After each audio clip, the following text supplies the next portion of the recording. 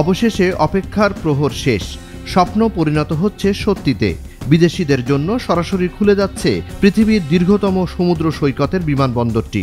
কোথায় এ বিমানবন্দর, কবে খুলছে আর কী সুবিধা থাকছে এ বিমানবন্দরে, তা জানব আজকের প্রতিবেদনে।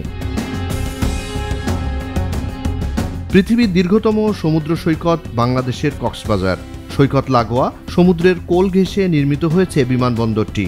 অভ্যন্তরীণ বিমানবন্দর হিসেবে শুধু বাংলাদেশ নয়, পৃথিবীর অনেক বিমানবন্দরের তুলনায় ব্যস্ত Cox's Bazar. International air transport authority অর্থাৎ আন্তর্জাতিক বিমান পরিবহন সংস্থা IATA এর কাছে আন্তর্জাতিক বিমানবন্দর হিসেবে স্বীকৃতি পেয়েছে কক্সবাজার। IATA এর দেয়া কক্সবাজার বিমানবন্দরের কোড CXB আর ইন্টারন্যাশনাল সিভিল এভিয়েশন অর্গানাইজেশন ICAO-র দেয়া কোড হচ্ছে VGCB।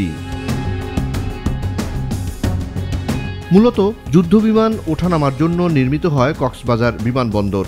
এজন্য দ্বিতীয় বিশ্বযুদ্ধের সময় কক্সবাজার বিমানবন্দর নির্মাণ করেছিল ব্রিটিশরা।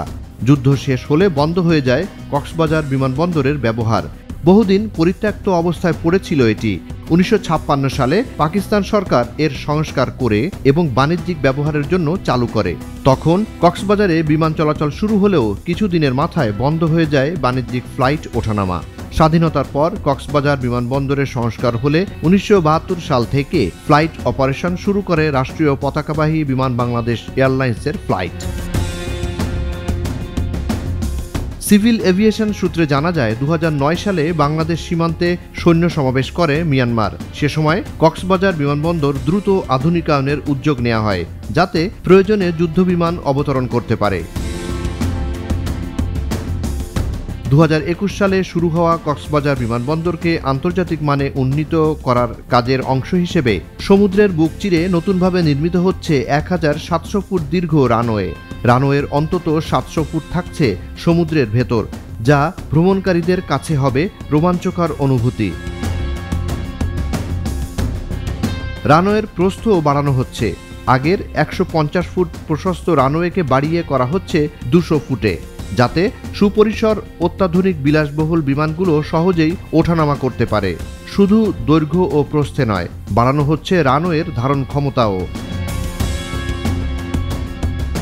পাশাপাশি বাড়ানো হচ্ছে রানওয়ের লাইটিং ফ্যাসিলিটিস ও নেভিগেশন এইড, দূরত্ব পরিমাপক সরঞ্জাম, ডপলার রাডার, ডিরেকশন রেঞ্জ ইত্যাদি। নিরাপত্তাকে অগ্রাধিকার দিয়ে হালনাগাদ করা হচ্ছে অগ্নি নির্বাপক ব্যবস্থা, যান্ত্রিক অবতরণ ব্যবস্থা এবং স্বয়ংক্রিয় মেট্রোলজিক্যাল পর্যবেক্ষণ ব্যবস্থা। ইতোমধ্যে নির্মাণ কাজের শেষ পর্যায়ে আধুনিক টার্মিনাল ভবন, ট্যাক্সিওয়ে, অ্যাপ্রোচ ও বোর্ডিং ব্রিজ সহ লাইটিং ব্যবস্থা।